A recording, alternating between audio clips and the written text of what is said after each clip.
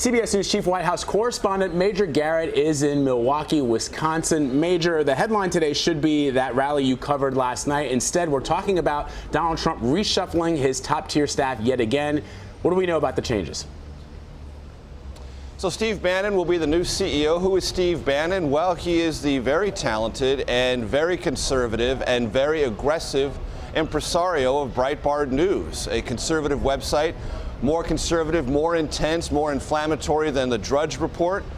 And now he has taken over CEO control of the Trump campaign. Bannon and Trump have been close throughout the campaign, and Breitbart News has been almost an echo chamber for all the most positive coverage of Donald Trump throughout the primaries and the general election campaign, even so much so that many staffers wondered if there wasn't some sort of secretive financial arrangement between Trump and Bannon. Well, whatever there was, it's not a secret anymore because Bannon's on the Trump train, doing a job he's never done before.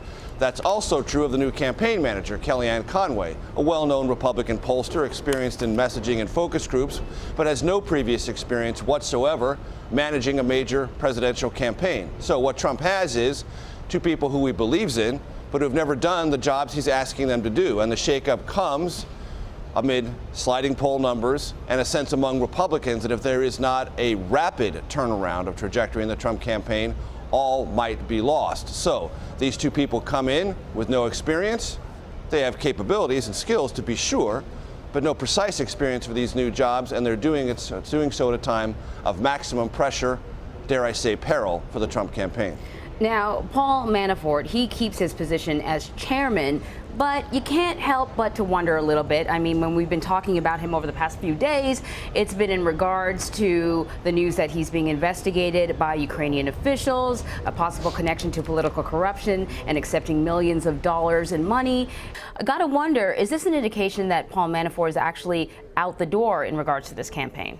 Well, this indicates that Manafort may retain a title, but little else. And Manafort has not been an important or crucial presence in the campaign, based on what I can tell, for at least 2 weeks, possibly longer. And the real clincher was when Paul Manafort last week on Fox said, Donald Trump runs the campaign. I do the things that Trump tells me to do.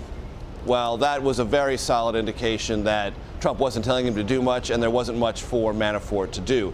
And I can tell you the opposition research files put together by Democrats and news organizations and investigative files put together by news organizations, including this one, on Paul Manafort and his dealings overseas are large, and investigative reporters are pursuing lots of different leads.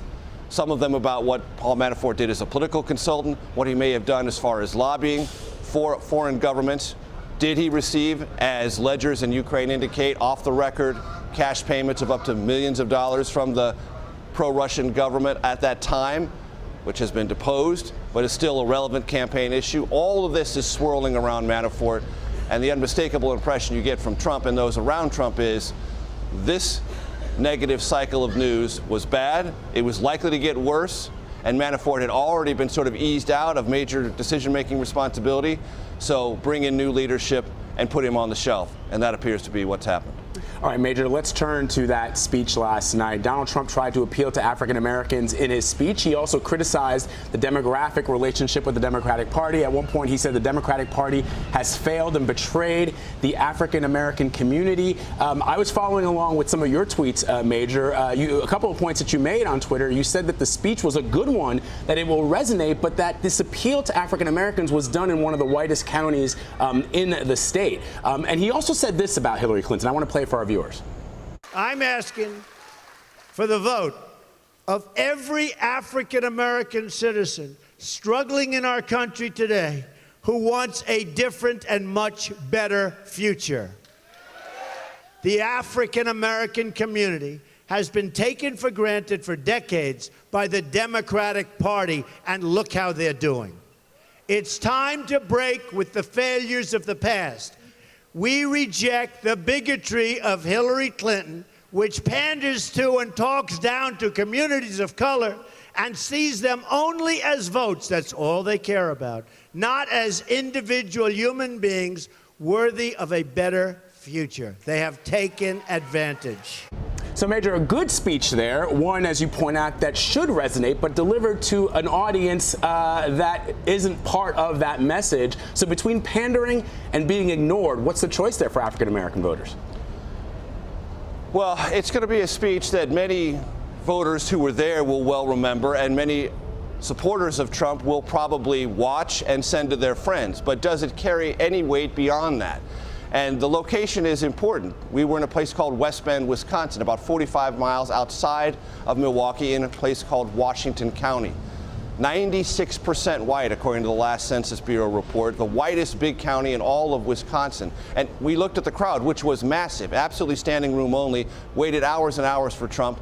We didn't see a single African-American person there. And it's worth pointing out, Vlad and Anne-Marie, Trump has rejected appeals from the NAACP, the National Urban League, and like-minded and like-organized groups to speak to them about his campaign, the issues he thinks are important, and what he would bring to the presidency. So it was, in every way, shape, and form, a safe zone, if you will, for Trump to deliver this message. And among conservatives, it was a long-running and somewhat familiar argument. The Democrats have run urban America for a very long time, and nothing has gotten better. And what Trump tried to do is latch his overall message of changing Washington and reaching down to African-American communities to say, I'm not talking just about change for Wall Street or change for the Beltway culture. I'm talking about change for you. The biggest problem, and the most conspicuous problem, is right now, polling data indicates Trump is running at 2%. African-American support, less than half what Mitt Romney achieved, according to exit polls in 2012. So he's got a very long way to go. And that soundbite we just played about bigotry and Democratic institutions or Democratic parties or the people who represent them taking blacks for granted or African-Americans for granted, that is a variation of what George W. Bush said about education policy. Remember the line, the soft bigotry of low expectations. So there is a kind of an echoing there that Trump is trying to latch on to about policies that don't address the issues of urban poverty, don't help African Americans. He believes he's offering a better way, but there is a tremendous distance between that message, the target audience, and any sense it's working politically. Right. Major Garrett in Milwaukee. Thank you so much, Major. Sure.